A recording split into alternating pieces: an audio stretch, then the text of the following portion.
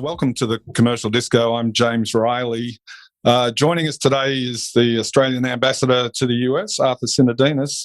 Welcome, Ambassador. Thank you, James. Great to be with you again. Ambassador, we're obviously talking to you today about issues related to your current role, but you bring to that position years of experience as in public service. You're a senator from New South Wales for a long time, and during that time, cabinet minister for a long time in the Turnbull government. You're also industry minister, and that I think gives you an interesting perspective on some of the things that we'll talk about today. You started your role in February 2020, literally as COVID was unfolding. It's obviously been a very difficult year. I'm wondering if you can talk to me about what the trade relationship, or what the relationship with the US kind of looks like now, 15 or 18 months on, and the impact that COVID's had on the way we work together. I have to tell you, James, the view over here at the moment is very bullish. The economy is recovering strongly. And by about the second half of the year, it'll be growing at 6.5% or whatever on an annual basis. So very strong wind in their sails here. The stimulus, monetary and fiscal last year and this year has really had an impact. I think also vaccinations are really starting to have an impact now. 40% of adult Americans are fully vaccinated. About 50 or 60% would have had at least one jab. And that's adding to people's confidence. So, for example, now when we go outside, if we're fully vaccinated, we don't have to wear a mask if we don't want to. So at the embassy, we're becoming a bit more liberal with what we're doing. Not entirely out of the woods yet. We've got a return to office plan, which means a graduated return of people to the office. Still COVID protocols in the office, but things are getting better. People are feeling better here. And so when it comes to economic opportunities and whatever, there's a really bullish atmosphere, and you can see it to some extent in the stock market. You can see it also in the interest that American companies, American investors are showing in Australia. That's starting to go up again after a bit of a lull last year. So full steam ahead, mate. All right. So what the nature of the trade relationship between Australia and the US, obviously it's very broad and very deep, but impact of COVID, has the nature of that relationship changed at all? I'm thinking in terms of things like, the mass digital transformation of corporations and governments and all the rest. How's that changed, and what are the opportunities right now for Australian companies? Well, COVID has really accelerated digitisation, no doubt about it. There's been a lot more, we understand a lot more now about working from home, and that will change working patterns, both here and in Australia and elsewhere. The digitisation acceleration means there is a lot of interest in how to take that further. For example, here in the US, we're talking to the administration about a digital trade agreement, which can be modelled on the one we've got with Singapore. We prefer a regional model so that America, Australia, Singapore, Japan, and others can set the rules and standards in the region. But that's something that's getting a lot of discussion here in Washington with people we work with. And so that's that. I would put that as the number one priority for us on trade at the moment. The other trade opportunities are opening up in terms of people looking at Australian sectors with particular attributes. For example, you would have seen on the stock exchange in Australia recently, there's been action around some major companies, Tritium, for example, which is in the sort of critical mineral space, which is important for electric vehicles, batteries and magnets and the like. And we're seeing other Aussie companies that are innovative now being approached by American investors. And we're going to see a lot more of that. And that's becoming quite exciting from my perspective. And that's really been a direct impact of COVID, coupled, I suppose, with some geopolitical tensions, that there's been this supply, pressure on supply chains. That's certainly the case in technology, shortage of chips, but there's also the critical minerals you mentioned. There is a heavy reliance on single source suppliers from China in some of those areas. That's right, James. And Robin Denholm, the chairman of Tesla, who's an Australian, was talking about the opportunity for Australia, not just in the production of the actual minerals, not just the quarry bit, but the production, the processing of critical minerals, and how that can lay the basis for domestic manufacturing capability, including in areas like electric vehicles. And so the point she was making, which I endorse, is that we have got to grab those opportunities now, because the administration is really interested. You mentioned critical minerals. They're interested in semiconductor chips. They've done deals with Taiwan on that to invest in the US. They've done deals with South Korea when President Moon was here a couple of Fridays ago to promote semiconductor chips, processing and production and all the rest of it. So we're finding a lot of these critical and emerging technologies as areas where the US wants to do more with its allies and partners. And to your point before, big focus on supply chains. How do we reconfigure supply chains given the experience of COVID? Some of this is about greater self-sufficiency of supply, but the Americans realize they can't do it all on their own. So they're looking for trusted allies and partners. And they've got executive orders to look at 5 or 6 areas. It includes telecommunications, biotechnology, you mentioned semiconductor chips, critical minerals, health, etc. You go through the list, clean energy. All these are areas where the US wants to do more. We can do more with them. It's actually a huge opportunity for Australian innovators, and I'm quite excited about what we can do. So it sounds the relationship is actually getting closer in this area. Have you had any discussions specifically on skills, trying to build not so much a bubble, but a skills bridge or special skills visa programs that enable a freer flow of those really top-end talented people to come out and build those industries? Well, we've got in Australia, we've got global talent programs which are ramping up. This was also part of the remit of Peter Werver when he put his business attraction and talent task force together, and the recent budget built on that. So they're great selling points for us to say, look, we have a capacity now to do something that before seemed to be a lot more mired in red tape. Cut the red tape. We identify the people you as an innovative company want to bring into Australia. We can get them in very quickly now, much more quickly than we used to. We're saying to people, if you've got an essential business proposition you want to put, notwithstanding the entry restrictions or whatever, we can get you into Australia because it can potentially meet essential business needs. So let's get on with it and let's get the investing going, notwithstanding the fact that we're not fully over COVID yet. But I think there's more in the Australian mindset. I think there's more of a can-do mentality now than there has been in the past. And I think one of the good things that programs like yours have done and others have done is to say, look, lift our horizons. We can actually do this, and take a leaf out of Singapore and all these other countries where, you know, when investment comes along, they don't say, well, if you jump through all these hoops, fine, you can go through. They say, oh, okay, how do we get this done? And that's the mentality that's coming through now. Okay, I want to step back in a couple of areas. One is obviously vaccination is a huge issue here in Australia. You went through the numbers in the US. Is that going to be an impediment, kind of slow ramping up of the vaccine program?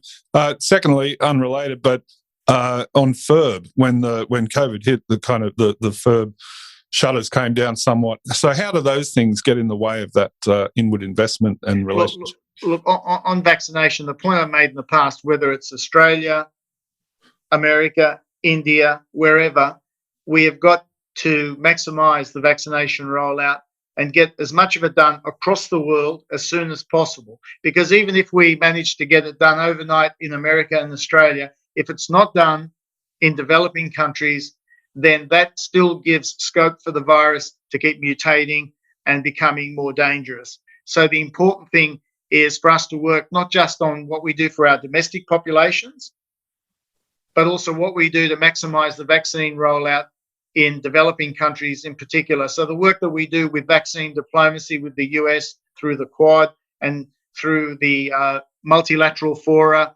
COVAX and all these other multilateral facilities, very important that we do as much as we can. In Australia's case, we've taken responsibility for the Pacific, to do things in the Pacific and to help in Southeast Asia. So I think all of that is essential. You're right, vaccines, we just got to keep pumping out as much as we can. And if we can get more domestic production going, that helps with that, not just now, but for the future. Because one of the things we discussed in the Quad at the Leaders Summit, the virtual summit, was a step up in production, because not just for this pandemic now, but because there will be future pandemics, and we have to get ready for that. On foreign investment, what happened during COVID, and it happened in a number of jurisdictions like ours, including the US and others, is that there was more controls put over foreign investment. In our case, part of it was a concern that if Aussie companies were struggling, they might be cheaper and easier to take over. And we didn't want that just to happen like that, as it were, sleepwalking through that process. Since then, we've passed rules around national security businesses. Other countries are doing similar things because, as you alluded to before, with this geostrategic competition, there's a question about companies that are in sensitive sectors, and this is where critical and emerging technologies come in. There's a lot of sensitivity as to who buys what.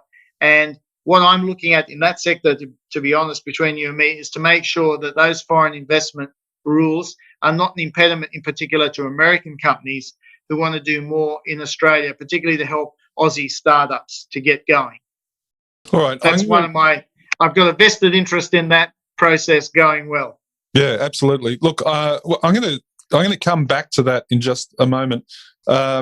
But first, I want to ask you, there's a general feeling that the Biden administration remains somewhat protectionist as measured against maybe pre-Trump years. Protectionist is a strong word, I suppose. But let me ask you this. He has signed an executive order. It's effectively made in America. It's effectively a Buy American executive order. Now, I'm just, as someone who has contacts into the White House, what does that mean for Australian companies? How does it square with the Australia-US free trade agreement? And, what does it mean for Australian companies selling into government contracts in the US? Yeah, you're right. There has been a lot of focus here on Buy American under the last administration, and it's continued under this one. And there have been executive orders looking at, if supply chains are reconfigured, how does the US maximize domestic production? But they've recognised, even as they're doing those executive orders, that allies and partners do have a role to play. And it's been explicit that, for those of us who are in free trade agreements with the US and who are involved with, the global procurement agreements and all the rest of it through the WTO and all the rest of it, it's not going to infringe on those obligations.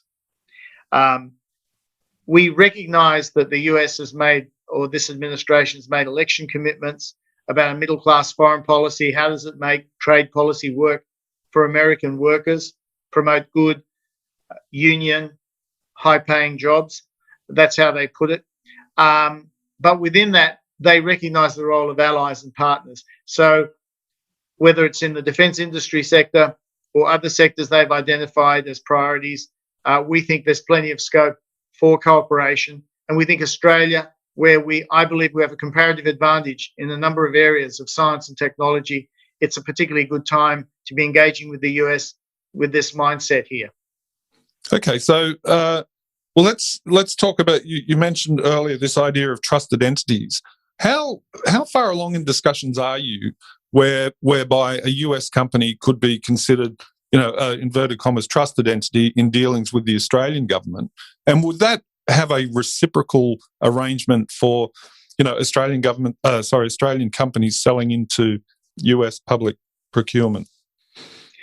Look, I think a lot of it depends on the sector, but the sectors they've identified in their executive orders, the ones we talked about before, whether it's around health, clean energy, you go through the list.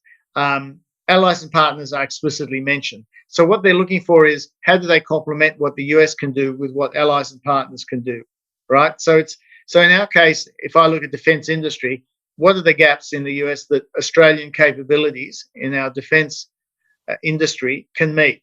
That's probably the best way to sell Australian involvement with the US in some of these areas, is that we complement each other. Critical minerals is another example. There'll be critical minerals they don't have in any great volume. We do have. We're a trusted partner. We can either dig them up, sell them over here, or we can dig them up, process them and sell them over here. But they would see that as a valuable complementary activity from their point of view.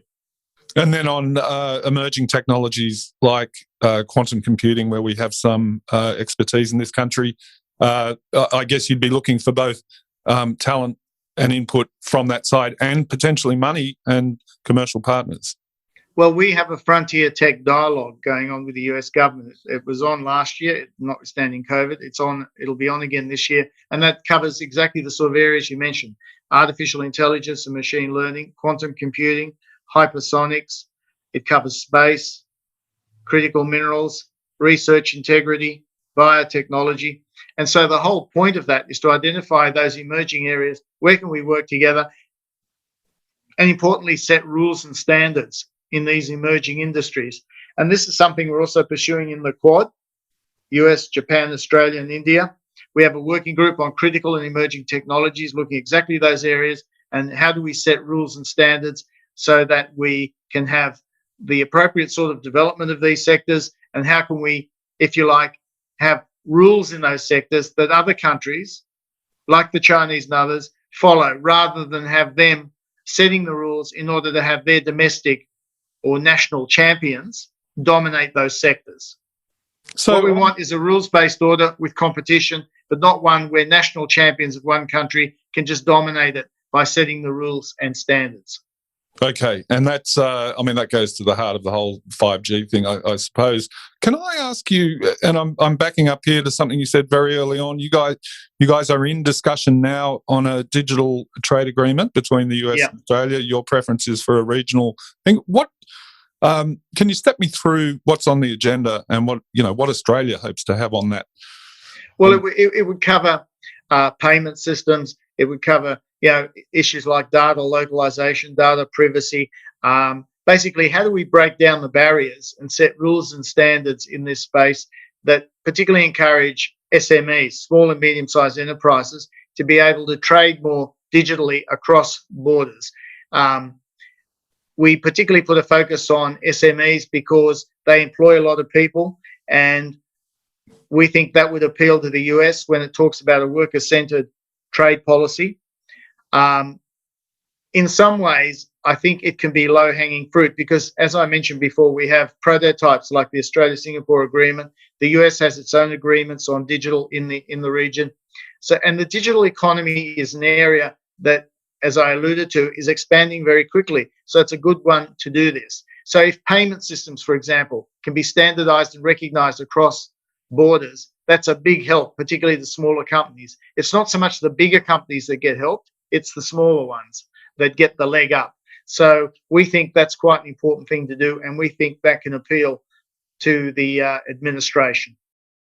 Can I just ask the view from the US in the people that you deal with? I mean, obviously, we're kind of branded as a quarry and a farm in many ways, but you've seen some of the smart companies that come out of here in our tech space. Is it hard to get conversations going with people now in the US about that innovation sector and the potential for collaboration and engagement, or is it well recognised?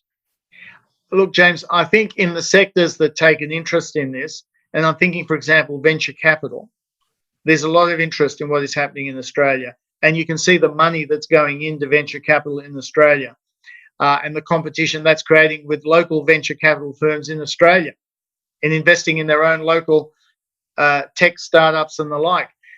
So we don't have a problem getting the conversation started.